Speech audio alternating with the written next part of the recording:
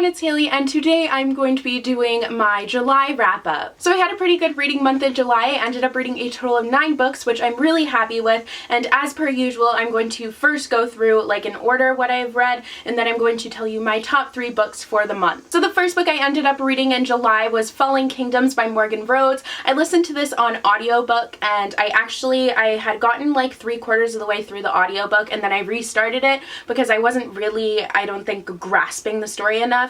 The story has a lot of characters, a lot of stuff going on, so it's one that you have to kind of be really focused on to really grasp.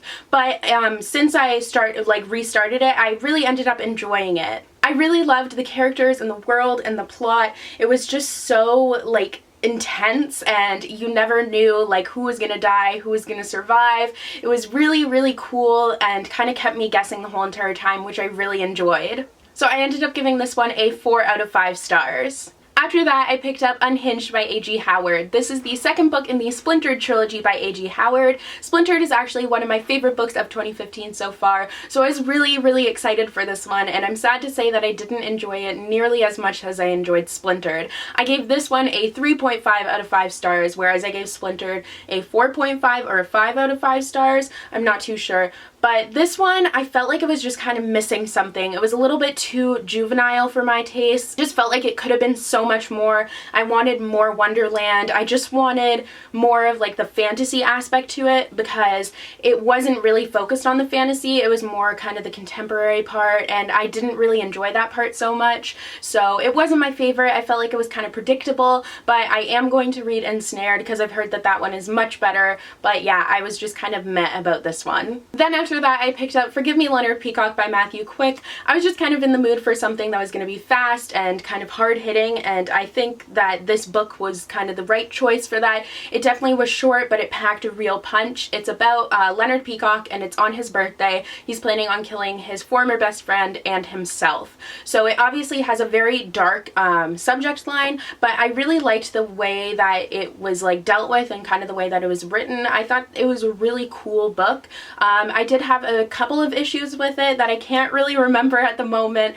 but I ended up giving it a 4 out of 5 stars. Next, I picked up Wonder by R.J. Palacio. I had just heard such fantastic things about this, and I couldn't decide what I was going to read next, so I turned to Twitter, and everyone started voting for this one, so I decided to pick it up, and I liked it. I just felt like since I had such high expectations, because everyone loves this book so much, they say that it's so beautiful, so amazing, that I didn't really enjoy it as much as I was kind of expecting to. It was one of those things where your expectations are far too high for it to like ever meet your expectations.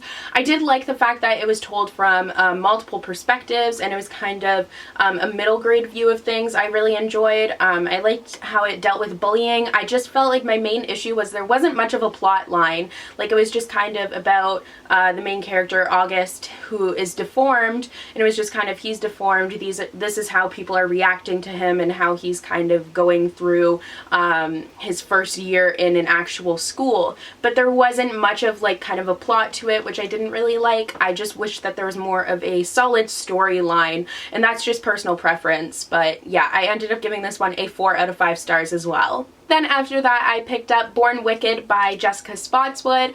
I was really loving this book. I was loving it a lot. I thought it was really great. I loved the witches. I loved the sisters. I loved everything that was going on it. I loved like the time period. I thought it was a really great historical fiction.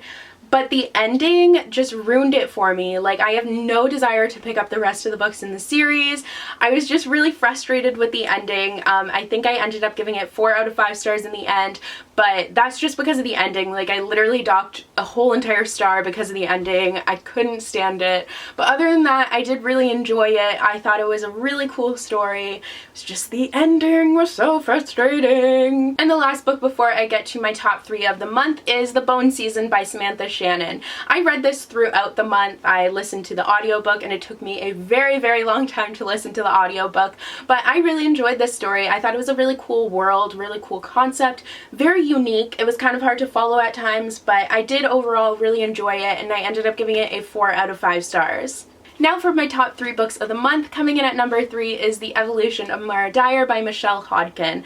I didn't enjoy this one quite as much as the first book in this series, The Unbecoming of Mara Dyer. I ended up giving this one a 4.5 out of 5 stars, I think. I just felt like there wasn't a lot happening through a little bit of it. It was just kind of a lot of the same, like going back and forth on things. I did like the fact that it kind of upped the creep factor. It made it really hard for me to sleep, but I really enjoyed it overall. I liked the character development and all that.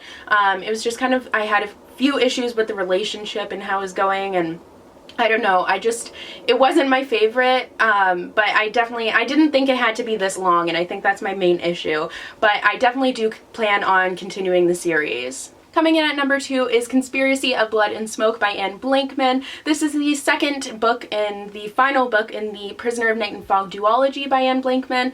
Prisoner of Night and Fog was one of my favorite books of last year, so I had really high expectations for this one because it was one of my most anticipated of this year, and I actually really loved it. I thought it was a solid second installment. It took an interesting turn. It was like the same but also different at the same time from the first one. Like, it had a similar plot line, but it was more intense. Like, it had me on the edge of my seat the whole entire time.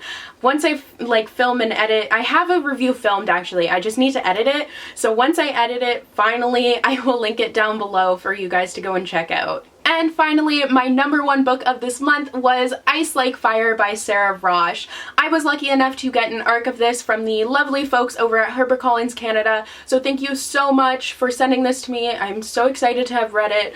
Snow Like Ashes is one of my favorite books that I have read so far this year. I absolutely adored it, and this one is definitely added to the rankings. I thought it was such a great installment to the series. It just added so much like political intrigue. It wasn't so much romance focused.